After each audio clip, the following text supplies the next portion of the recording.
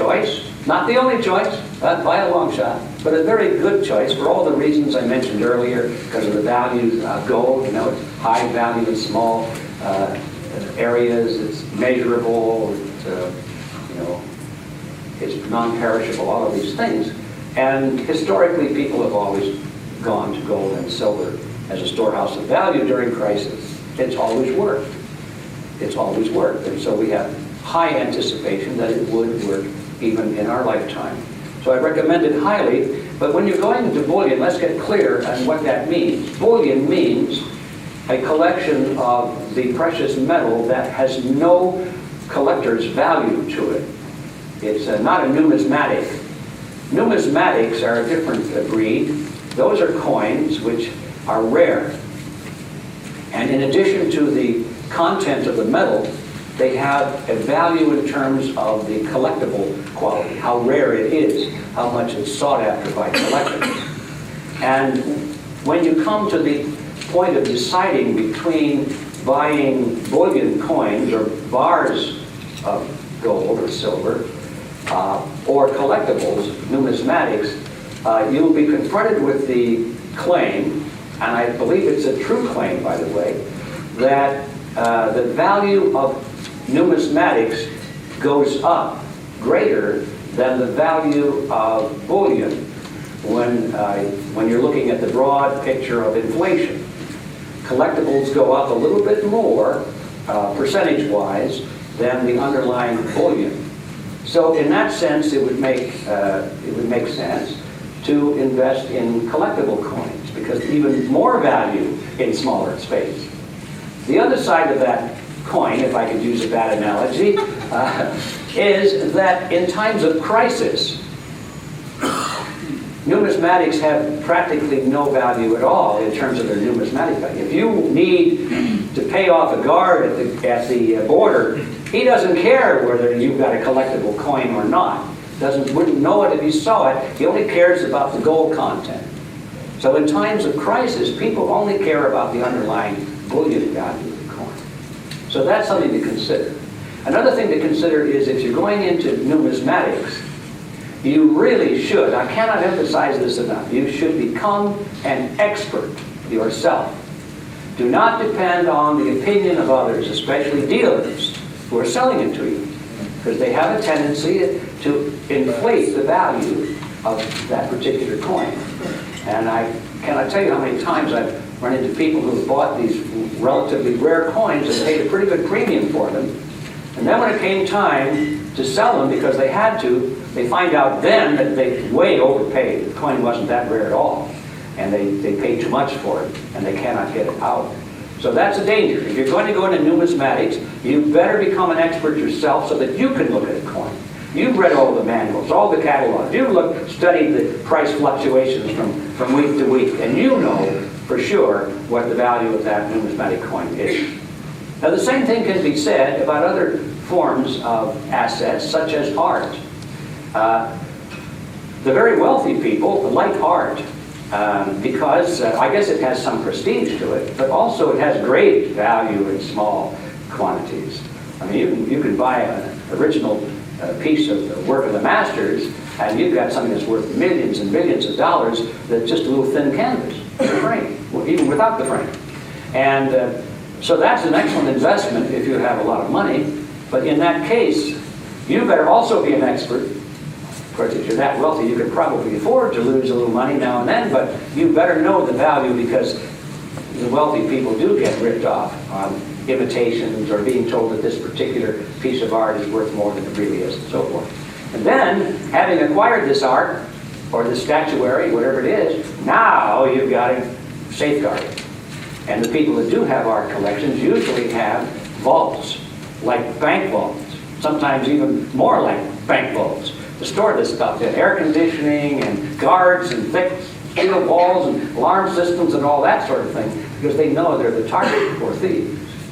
And that, by the way, is also true of gold and silver. If you decide to store your own gold and silver, which I highly recommend, then you have to worry about safeguarding it, of course.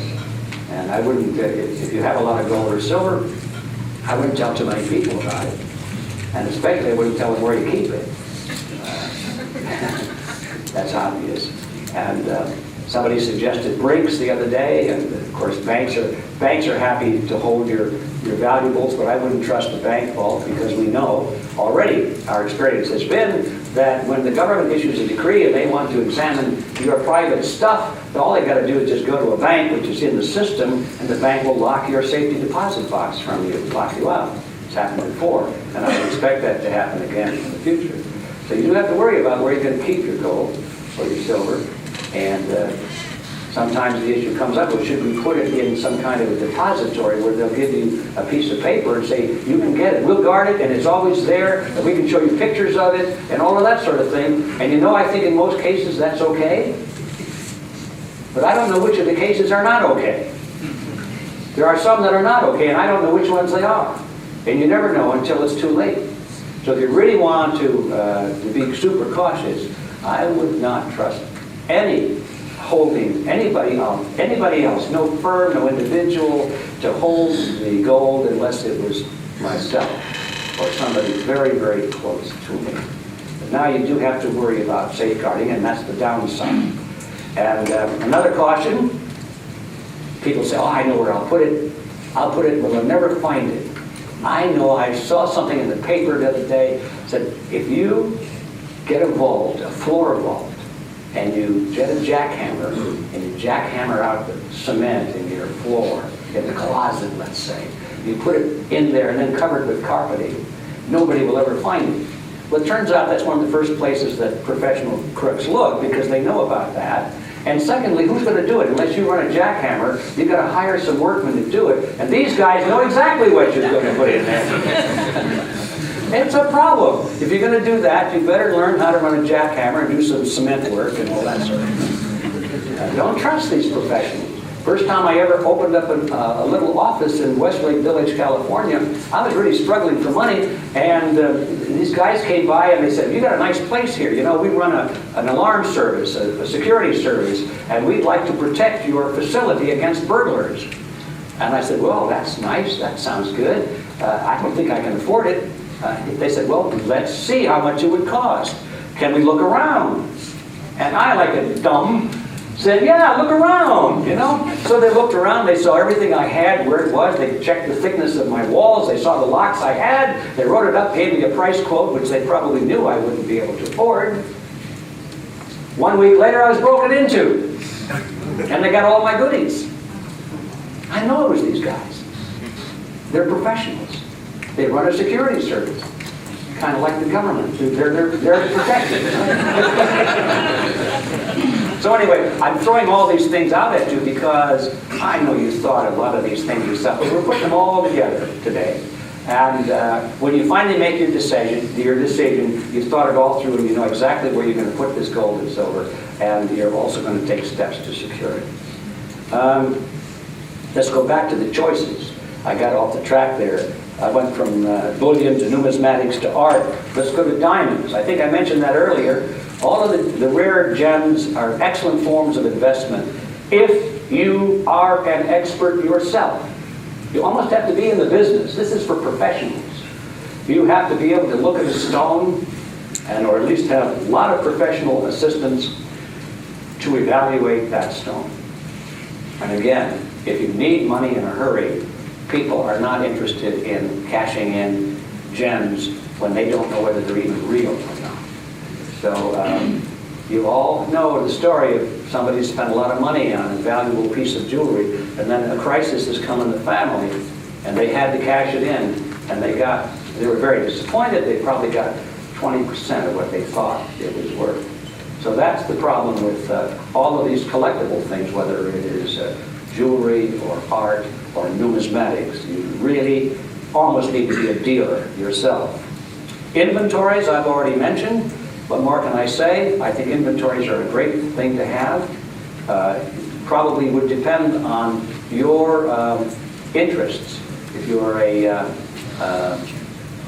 in the grocery business where you know exactly what you're going to collect, a little larger inventory of groceries. A lot of people might want to stock up on some cheap wine. I understand that in times of crisis that goes pretty good. But wine is always a good thing to stock